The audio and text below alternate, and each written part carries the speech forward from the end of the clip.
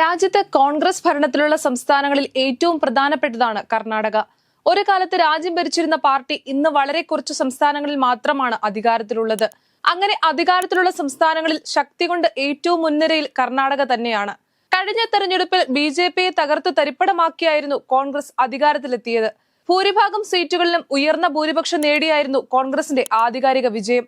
പിന്നീട് അങ്ങോട്ട് BJP സംസ്ഥാന ഭരണത്തിന് ഒട്ടേറെ വെല്ലുവിളികൾ നിർത്തിയെങ്കിലും അതൊന്നും ഫലം കണ്ടില്ല. കോൺഗ്രസ് ഭരിക്കുന്ന ഒരു സംസ്ഥാനം എന്ന എതിർപ്പ് മാത്രമല്ല BJPക്ക് കർണാടകയോടുള്ളത്. കോൺഗ്രസിന്റെ ദേശീയ അധ്യക്ഷൻ മല്ലികാർജുൻ ഖാർഗെ കർണാടകയിൽ നിന്നുള്ള ആളാണ്. അത്തരത്തിലുള്ള എതിർപ്പുകളും കർണാടകയോട് BJPക്കുണ്ട്. അതുകൊണ്ട് തന്നെ സർക്കാരുമായി യുദ്ധം ചെയ്യുവാൻ കരുത്തുള്ള ഒരു BJP നേതാവിനെ കർണാടകയിലേക്ക് അയക്കുവാനാണ് BJP ഒരുങ്ങുന്നത്.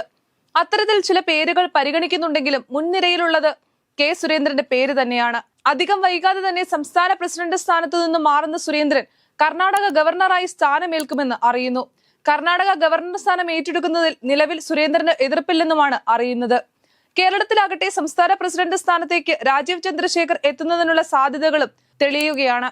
K. സുരേന്ദ്രൻ, V. മുരളീധരൻ എന്നിവരോട് എതിർപ്പുള്ള ഒരു വിഭാഗം നേതാക്കൾ രാജീവ് ചന്ദ്രശേഖർ വരണമെന്ന് ആഗ്രഹിക്കുന്നുമുണ്ട്. പുതിയ ഗ്രൂപ്പ് രൂപീകരണത്തിലേക്കാണ് ഇപ്പോഴത്തെ പോക്കെന്നാണ് വിവരം. കഴിഞ്ഞ ലോക്സഭാ തെരഞ്ഞെടുപ്പിൽ തിരുവനന്തപുരത്ത് മത്സരിക്കുന്നതിനായാണ് രാജീവ് ചന്ദ്രശേഖർ കേരളത്തിലെത്തിയത്. തോൽവി ഏറ്റുവാങ്ങിയതോടെ അദ്ദേഹം കേരളം വിടുമെന്നാണ് സംസ്ഥാന നേതാക്കൾ പ്രതീക്ഷിച്ചത്.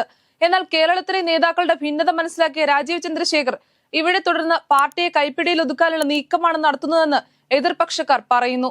എല്ലാ വിഭാഗത്തെയും ആകർഷിക്കാൻ പറ്റുന്ന ആൾ സംസ്ഥാന പ്രസിഡന്റായി വരണമെന്ന നിലപാടിലാണ് BJP കേന്ദ്ര നേതൃത്വവും RSSും ഉള്ളത്.